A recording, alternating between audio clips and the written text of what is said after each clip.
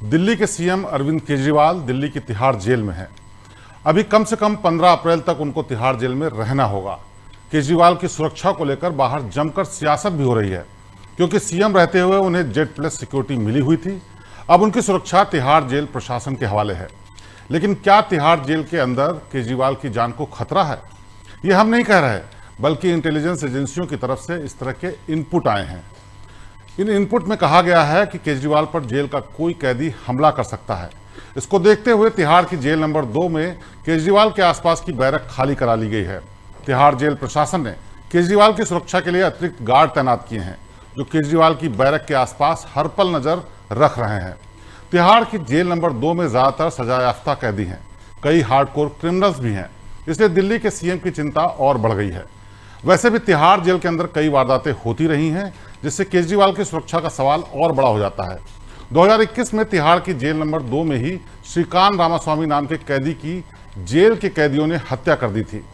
Tihar jail को वैसे तो देश की सबसे सुरक्षित जेल माना जाता है, लेकिन तिहाड़ के अंदर अपराध की कई वारदातें हो चुकी हैं। देश की बाकी जेलों के अंदर सुरक्षा का हाल तो और भी बुरा है, चाहे वो दिल्ली की मंडावली जेल हो या यूपी की बांदा जेल। क्या तिहाड़ जेल के अंदर सुरक्षा, केजरीवाल की सुरक्षा खतरे में है? इंटेलिजेंस एजेंसियों से जो इनपुट आ रहे हैं उनको कितनी गंभीरता से लिया जाना चाहिए? इसी मुद्दे पर चर्चा करने के लिए हमारे साथ जुड़ रहे हैं तिहाड़ जेल के पूर्व पीआरओ और लीगल ऑफिसर सुनील गुप्ता जी। हमारे साथ यूपी के पूर्व पुलिस महानिदेशक ए.के. जैन भी जुड़ेंगे। लेकिन सबसे पहले बात करते हैं सुनील गुप्ता जी से। सर, आपका बहुत बहुत स्वागत है श्रेष्ठ भारत में। जिस तरह की बातें हो रही हैं, जिस तरह की ये इनपुट्स आए हैं, वो बहुत चौंकाने वाले हैं। क्या आपको लगता है कि तिहाड़ जेल पूरी तरह से सुरक्षित है? देखिए, तिहाड़ जेल वैसे तो सुरक्षित है। जब कोई वीआईपी प्रिजनर आए, वैसे तो वीआईपी प्रिजनर कोई भी नहीं होता। आप ये कह लें कि कोई हाई सिक्योरिटी प्रिजनर अगर जेल में आता है तो सुरक्षा के व्यवस्था जो है काफी दुरुस्त की जाती है। और हमारे पास आर्म्ड सुरक्षा भी है और अनआर्म्ड सुरक्षा भी है। तो दोनों को जितनी जिसको जरूरत होती है उतनी सुरक्षा दी जाती है। आप देखें ना, कितने बड़े बड़े क्रिमिनल जो है जेल में हैं, सभी सुरक्षित हैं। हाँ, ये जरूर है कि कभी आइसोलेटेड केसेस में कोई बात हो जाती है, पर जनरली तो देखें ना, आप इतने 20,000 कैदी जेल में है, ज्यादातर तो सुरक्षित ही है। तो इनके लिए भी जो सुरक्षा। सुनील जी, ये बिल्कुल सही बात आप कह रहे हैं कि अपनी तरफ से तो सुरक्षा पूरी तरह से की जाती है, लेकिन एक तिहाड़ की अलग से व्यवस्था है और जेलों से अलग इसमें कई लेयर की सुरक्षा व्यवस्था होती है। हम चाहते हैं कि आप दर्शकों को ये भी बताइए कि जो लेयर वाइज सुरक्षा होती है इसमें तिहाड़ जेल में, वो किस तरह से होती है, जिससे पता चल सके कि कितनी सुरक्षित है। देखिए, एक तो जो होते हैं, जो फर्स्ट टाइम ऑफेंडर होते हैं, फर्स्ट टाइम ऑफेंडर के लिए आपको इतनी ज्यादा सुरक्षा की जरूरत नहीं होती। फर्स्ट टाइम ऑफेंडर का मतलब ये होता है कि जो लोग पहली बार जेल में आए हैं, उनके लिए तो एक ऑर्डनरी सुरक्षा होती है। उसके बाद होते हैं medium security prison. Medium security prison में ऐसे लोग होते हैं जो हैबिचुअल होते हैं और जो जेल में आप कह लें कि जो जेल में आते जाते रहते हैं, तो ऐसे लोगों को रखा जाता है। तो उसमें जो सुरक्षा होती है, वहाँ जेल का सिपाही होता है, और अगर जरूरत होती है किसी प्रिजनर को वॉच में रखने की जरूरत होती है, तो उस प्रिजनर को वॉच में रखा जाता है और सीसीटीवी भी लगे होते हैं इसमें।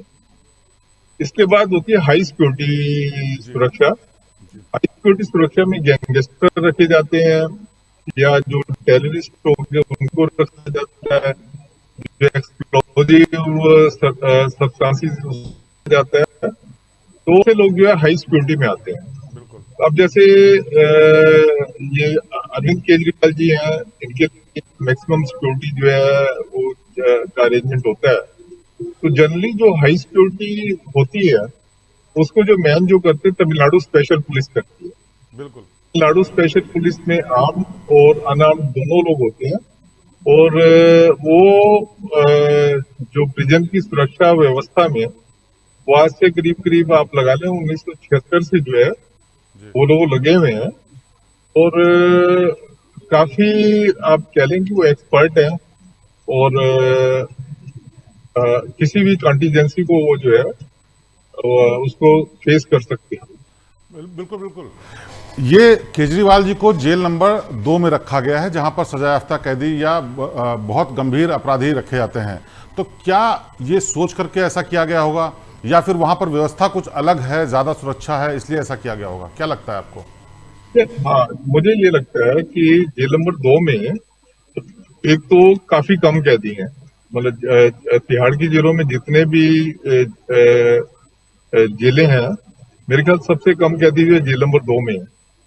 और दूसरा क्या होता है कि कैदी और अंडर ट्रायल में फर्क होता है। जो कैदी लोग होते हैं वो काफी डिसिप्लिन्ड होते हैं।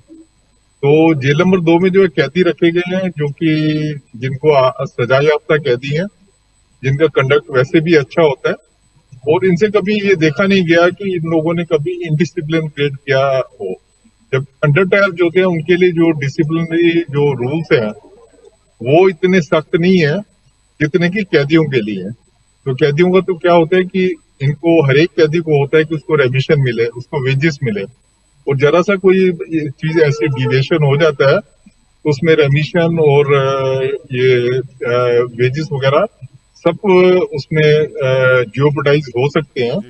इसलिए जो कैदी जेल होती है उसमें बहुत ज्यादा डिसिप्लिन होता है, और मुझे लगता है ये सोच के ही उन्होंने जो है इसको कैदी जेल में रखा होगा। सर लेकिन जिस तरह के कैदी केजरीवाल जी है, उसमें सियासत भी खूब हो रही है, और जरा सी भी चूक पूरे देश के लिए सवाल खड़ा हो जाएगा, सुरक्षा एजेंसीज पर तो होगा ही होगा। जो ऐसे कैदी रखे जाते हैं जो जैसे केजरीवाल जी हैं, या कोई बहुत बहुत ही वीआईपी कैदी जिसको हम कहते हैं, जिसको आप वीआईपी नहीं मानते हों भले ही, लेकिन इन लोगों का इंटरेक्शन किस वक्त होता है कैदियों से? किस वक्त ऐसा मौका आता है जब एक दूसरे से मिलें और जहां पर खतरा हो सके? क्योंकि जो इनपुट है उस इनपुट के आधार पर यह कहा जा सकता है कि कहा यह गया है कि कोई कैदी हमला कर सकता है। तो ऐसे कौन से मौके होते हैं जहां पर इनकी मुलाकात उन सामान्य कैदियों से, दूसरे कैदियों से हो सकती है? देखिए क्या होता है, जिस टाइम ये जैसे इनकी केजरीवाल की जी की जब मुलाकात आती है उस टाइम पे इनको ड्योढ़ी में ले जाया जाता है। ड्योढ़ी सेफेस्ट एरिया होता है किसी भी, वहाँ कमरे में बैठ के सुप्रीटेंडेंट के कमरे में बिठा के या डिप्टी सुप्रीटेंडेंट के कमरे में बिठा के की जो मुलाकात होनी चाहिए। तो जब इनको वहां पे ले जा रहे हैं, सुप्रीटेंडेंट के कमरे में ले जा रहे हैं, तो रास्ते में जो है वो जेल का दूसरा इलाका होता है जिसमें कि हर कोई एसेस कर सकता है। वहां पे हो सकता है कि कोई कैदी अटैक करे, या जब ये जोड़ी में बैठे हैं सुप्रीटेंडेंट के कमरे में या डिप्टी सुप्रीटेंडेंट में है तो वहां पे अटैक हो सकता है। पर इनके केस में अटैक होने की संभावना इसलिए नहीं है क्योंकि इनके इर्द गिर्द जो है हैवीली वहां पे सिक्योरिटी फोर्सेज रहेंगी। तो मुझे नहीं लगता कि इनके केस में जो है ऐसी कोई जरूरत है। जी बिल्कुल, देखिए ये मामला तो थोड़ा सियासत से जुड़ा भी है, इसलिए हर एक चीज़ और भी ज़्यादा ध्यान दी जा रही होगी, क्योंकि जरा से भी चूक बड़ा सवाल उठा देगी। हमारे साथ ओपी सिंह जी भी जुड़ गए हैं, पूर्व डीजीपी रहे हैं और बड़े और पदों पर रहे हैं, सुरक्षा एजेंसियों में भी रहे हैं, और वो जुड़ गए हैं। सर आपका बहुत बहुत स्वागत है श्रेष्ठ भारत में। ओपी सिंह जी, ये बताइए कि जिस तरह की घटनाएं होती रही हैं जेलों में, आपने भी देखा, बड़े लंबे समय तक एक पूरे बड़े देश के सबसे बड़े सूबे को संभाला, आपके सामने जब इस तरह की घटनाएं आती होंगी, इनपुट्स आते होंगे आईबी के या कोई और एजेंसी के कि भाई खतरा हो सकता है, तो अलग से क्या एहतियाती इंतजाम किए जाते हैं जिससे कि घटना ना होने पाए? देखिए, जेल प्रशासन के जितने भी मैनुअल्स हैं, रूल्स हैं, उन सबों का जेल प्रशासन जिम्मेदार होता है। और कोई भी कैदी या अंडर ट्रायल हो, अगर वो जेल के अंदर है तो उसकी पूरी जिम्मेवारी जेल प्रशासन की होती है, और जेल प्रशासन पूरी तरह से सतर्क होकर सुरक्षा की जिम्मेदारियों को निभाता है। जहाँ तक पुलिस प्रशासन का सवाल है, जो जेल के बाहर के हिस्सों में होता है, उसमें इस बात का एहतियातन इस बात की मदद ली जाती है कि किस प्रकार का इनपुट आया है, क्रेडिबल इंफॉर्मेशन है, एक्शनेबल इंफॉर्मेशन है या नहीं है। नेचुरली बहुत सारे हाई प्रोफाइल केसेस होते हैं, जैसे केजरीवाल जी जो हैं वो वर्तमान में मुख्यमंत्री हैं दिल्ली के, तो लिहाजा उनकी एक सिक्योरिटी अलग होगी, और उसी प्रकार जो कैटेगराइज सिक्योरिटी होती है उस पर हम ध्यान देते हैं, चाहे XYZ में। लेकिन जेल के अंदर जो है वो सिक्योरिटी जो है वो जेल प्रशासन की होती है, और जब भी उनका अटेंडेंस होता है कोर्ट में, ट्रायल के समय में या ट्रायल के पहले बेल एप्लीकेशन या किसी भी मामले में, तो उसकी सूचना जिला प्रशासन को दी जाती है, उसकी सूचना पुलिस प्रशासन को दी जाती है, और पुलिस प्रशासन उसके इंफॉर्मेशंस को और कैटेगरी को देखते हुए और हाई प्रोफाइल केसेस को देखते हुए सुरक्षा जी की ओपी व्यवस्था सिंह जी, कर रहा है। लेकिन देखिए ये तो सब मैनुअल की बात है, ये इसका एहतियात रखा भी जाता है, आइडियली इनको सब फॉलो भी करते हैं। लेकिन फिर भी हम अगर यूपी की भी बात करें तो यूपी में बहुत सारी ऐसी घटनाएं हुई, चाहे वो मुन्ना बजरंगी की हो, चाहे वो पंढेर की घटना हो, चाहे सुरन कोली की घटना हो। इन सबको जेल के अंदर पीटा गया, मुन्ना बजरंगी को तो अंदर मार भी दिया गया। हालांकि इतने बड़े पॉलिटिशियन को लेकर के हर चीज़ ध्यान में रखी जाएगी, लेकिन जब ऐसी घटनाओं का खतरा होता है तो उससे पहले क्या आप लोग सेंस करते हैं, क्या चीज़ समझ में आती है जिससे लगता है कि चाहे भले ही आईबी का इनपुट हो या ना हो, बाहर से किसी ने चिताया हो या ना चिताया हो, लेकिन फिर भी कुछ ऐसा खतरा आपको खुद दिखने लगता है कि कुछ गड़बड़ हो सकता है? देखिए, सारी इंटेलिजेंस एजेंसीज और बहुत सारी एजेंसीज जो जेल के अंदर और जेल के बाहर होते हैं, उन सबों के इनपुट्स लिए जाते हैं, उनका अध्ययन किया जाता है, उनको एनालाइज किया जाता है और उसी के आधार पर कार्रवाई की जाती है। ये ज़रूरी, आपने सही कहा कि मुन्ना बजरंगी की हत्या जेल के अंदर हुई और एक गैंग वॉर की तरह बहुत सारे ऐसे केसेस मुंबई में, बॉम्बे में पहले के ज़माने में हुआ करते थे, जिसमें गैंग वॉर होता था और एक गैंग के मेंबर्स को दूसरे गैंग के मेंबर्स मार दिया करते थे। और ये सारी व्यवस्थाएं जो हैं, और या दुर्व्यवस्थाएं उनको कहिए, वो जेल के अंदर होता था, जिसकी पूरी जिम्मेदारी जेल प्रशासन को होती थी। ये बात सही है कि as chief of the district और as chief of the state इस बात की जानकारी रखनी पड़ती है कि हम किस प्रकार का इंफॉर्मेशन आ रहा है, वो इंटेलिजेंस ब्यूरो के द्वारा होता है या जेल के प्रशासनिक अधिकारियों के द्वारा होता है, या बहुत सारे इनपुट्स ऐसे भी लिए जाते हैं, लोकल इंटेलिजेंस यूनिट देता है और उसी के आधार पर अलर्ट किया जाता है। जिला प्रशासन भी जो है, वो पुलिस प्रशासन भी है, जेल को अलर्ट करता है कि देखिए इस तरह के होते हैं। बहुत सारे ऐसे केसेस मुझे याद है, जब मैं एक टेररिस्ट इन्फेस्टेड इलाके में था तो वहाँ के कैदी भाग गए थे, अंडर ट्रायल कैदी जो है वो भाग गए, तो गतवा उन्हें पकड़ा गया। मध्य प्रदेश में भी इस प्रकार के कई ऐसे केसेस हुए हैं जिसमें पेरीमीटर सिक्योरिटी को लांघते हुए और एक्सेस कंट्रोल को किसी प्रकार उसको डिसीव करते हुए उन्होंने किया है। तो इस प्रकार की घटनाएं होती हैं, लेकिन आवश्यकता है कि न केवल हम क्रेडिबल इंफॉर्मेशन पे ध्यान दें, इंटेलिजेंस इनपुट पे ध्यान दें, बट हमारी सुरक्षा व्यवस्था जो है, हमारा एक्सेस कंट्रोल कैसा है, हमारी पेरीमीटर सिक्योरिटी कैसी है, हमारा सबोटाज करने के जितने हम उसको चेकिंग करते हैं उन क्या है। जैसे ये अभी आजकल बहुत ज़्यादा इस बात की भी चर्चाएं हो रही हैं कि मुख्तार अंसारी को एक स्लो पॉइजन के तौर पर मारा गया है। कहाँ तक सत्य है ये मैं नहीं जानता, लेकिन इस प्रकार की चर्चा है। तो इन सभी चीजों का अध्ययन जो है वो जिला प्रशासन, पुलिस प्रशासन देखिए ये बिल्कुल आप सही कह रहे हैं, इस तरह की चर्चा होती है और इस तरह की बातें भी उठती हैं। मुख्तार अंसारी की भी बात लें तो ये जो घटना हुई उससे पहले भी एक बार ऐसा हो चुका है कि उनकी पत्नी मिलने आई थी तो दोनों लोगों को एक साथ हार्ट अटैक पड़ा था, इलाज कराया गया, फिर उसके बाद ठीक हुए। तो सवाल उठा कि बांदा जेल के अंदर कुछ ऐसा खतरा था। ऐसे ही यूपी की ही नहीं, मंडावली जेल में दिल्ली में ऐसा हुआ कि एक कैदी को तमाम कैदियों ने मारा और उसके बाद जब पुलिस वाले उसको इलाज कराने ले जा रहे थे, जेल प्रेमाइसिस के अंदर पुलिस वालों से छीन करके छीन करके उसको तब तक चाकू से मारते रहे जब तक कि उसकी मौत नहीं हो गई। तो ये घटनाएं होती हैं और ये घटनाएं डराती भी हैं। हालांकि ये चूंकि मामला दूसरा है, इसमें कोई हीनियस क्राइम ऐसा नहीं है जिसको किसी गैंग से जुड़े हों। केजरीवाल जी नेता हैं, राजनेता हैं, और ऐसे में और उसी जेल के मुखिया भी हैं एक तरीके से देखा जाए मुख्यमंत्री होते हुए, क्योंकि तिहाड़ जेल दिल्ली सरकार के अंडर में आती है। तो और तमाम चीज़ें इंतजाम किए जाते होंगे। लेकिन जब आईबी का इनपुट जैसे आया, चिट्ठी आई कि इस तरह का वो है, तो एक स्टैंडर्ड प्रोटोकॉल क्या होता है कि अगर आईबी का इनपुट आ जाए तो उसके बाद क्या और नई चीज़ें की जानी चाहिए? क्योंकि तिहाड़ की कई लेयर की सुरक्षा है, उसको सुरक्षित माना जाता है सबसे देश में, लेकिन आईबी का एक इनपुट आ गया और एक बड़े पॉलिटिशियन को लेकर के आ गया, तो क्या अलग से भी कुछ इंतजाम किए जाते हैं? बिल्कुल किए जाते हैं। अगर आईबी का इनपुट ऐसा हो जो कि अलार्मिंग हो, जो बहुत ही क्रेडिबल हो, तो उस पर की जा सकती है। और बहुत सारे जेल्स ऐसे होते हैं, तिहाड़ जेल सर्टनली उसमें है, उस कैटेगरी में है, कि बहुत सारे जेल्स की सिक्योरिटी व्यवस्था जो है वो एक स्पेशलाइज सिक्योरिटी है। मैं समझता हूँ कि तिहाड़ जेल की सुरक्षा जो है, बाहर की सुरक्षा जो है वो तमिलनाडु पुलिस करती है, और अंदर की सुरक्षा जो है वो पुलिस नहीं करती है, बल्कि जेल के स्टाफ करते हैं, उनके वार्डर करते ही करते हैं।